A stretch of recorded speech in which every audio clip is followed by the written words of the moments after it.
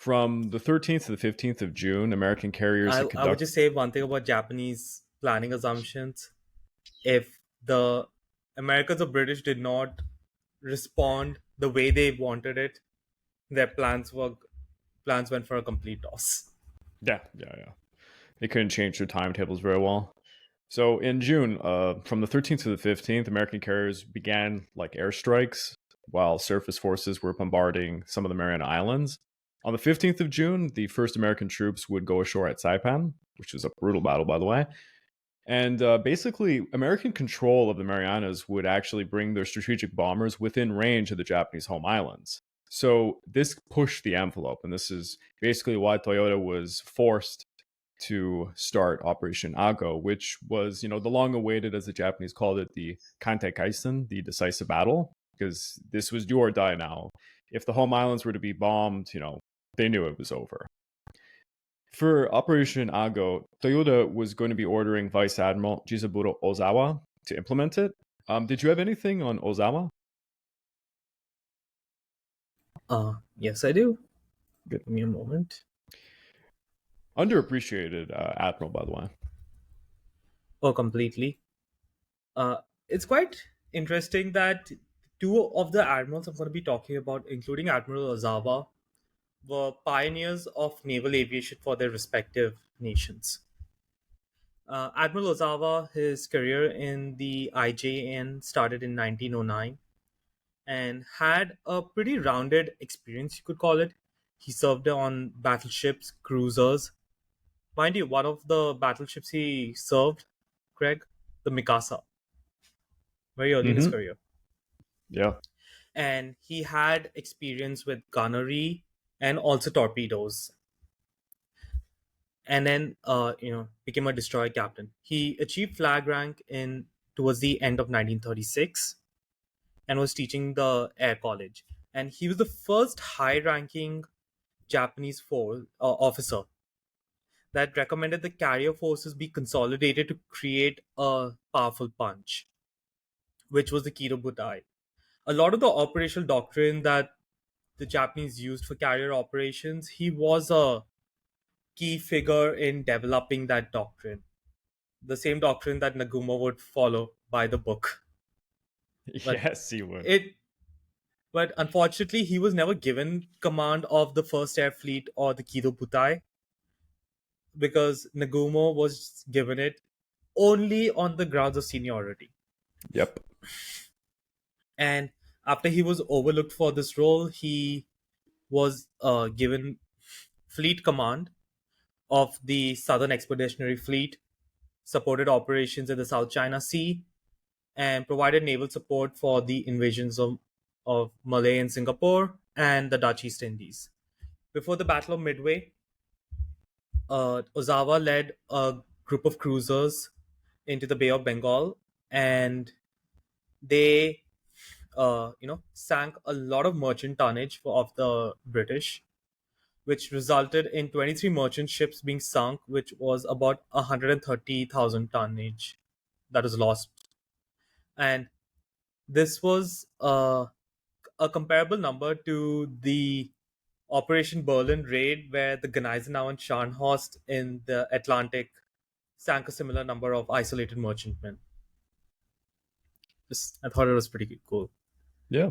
Then he commands the Third Fleet of the Japanese from November 1942 till March 1944, which is in the aftermath of Midway, and Yamamoto undergoes this massive reorganization. And it was a pretty, you could call it was the main striking force now that was left of the Japanese Navy, as it had two fast fleet carriers, the Shokaku and Zuikaku, the light carrier Zuiho, and two Hio class aircraft carriers, which were like converted ocean liners, a favorite tactic of many navies to convert the old ships into something useful. And yeah, he was there with, in the evacuation of the covering for the covering of the evacuation of Guadalcanal, among other things. And in June 1944, with the Navy able to field 9 aircraft carriers. So it's 3 fleet carriers and 6 light carriers. He was given command of this since he was now one of the most senior admirals left that was still not completely disgraced, and he was the man that for the job because he knew naval aviation better than any other flag officer in Japan at this time. And he would be leading the Japanese Navy for Operation Ago. And his strategy was probably the only chance that this operation had of any success, which was to utilize the superior range of the Zero fighter.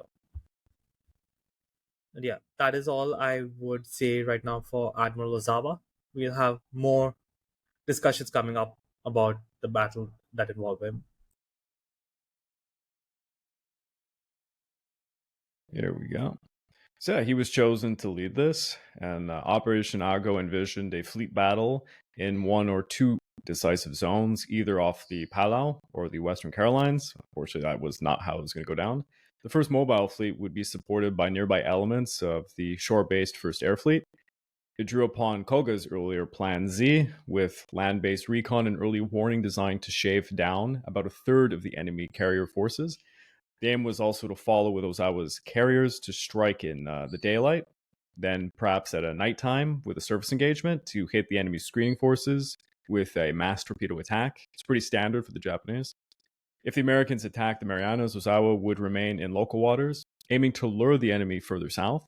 The decisive battle would be fought as close as possible to the forward base of the mobile fleet, with the rationale of engaging near the Dutch East Indies oil fields for refueling purposes. One thing that I'm calling out here, the Japanese don't have the engineering capacity to repair their refineries. Yep. So the mobile fleet fuel is really volatile at this state. And this is going to play a big role for today's battle. Yep. On June the 16th, the first mobile fleet set sail from Marianas, and they crossed into the San Bernardino Strait into the Philippine Sea. Yamato and Musashi joined the fleet a little bit later on, so those are the two super battleships of the Japanese Imperial Navy, moving towards the action with cruisers and destroyers in their support. By dawn on June the 17th, as the Americans were invading Saipan, the Japanese Navy had refueled and they were taking up position, while Ozawa pushed his carriers southeast, trying to strike first with cover from the weather and long-range planning. The Americans, however, were quite ready in ways the Japanese did not fully anticipate. So, we're going to be talking about Admiral Mitscher's Task Force 58, which is reinforced by Augustus Ching Lee Jr., who's leading the battleships. I don't know if you had anything you want to say about the American admirals present? First, I'll just cover two of the supporting admirals before getting to Mitscher and Spruance, who are the key admirals for this battle, you could say. As you mentioned, Admiral Ching Lee was commanding the battleship formations that was supporting the invasion forces. Now, Admiral Willis Augustus Lee, nicknamed Ching, was the victor in the battleship engagement in the naval battle of Guadalcanal. One of the early officers in the United States Navy to understand how to use radar and gunnery properly. Radar technology was in its infancy. Both sides were kind of groping about trying to figure out how to use it, what are the proper systems, what are the proper controls.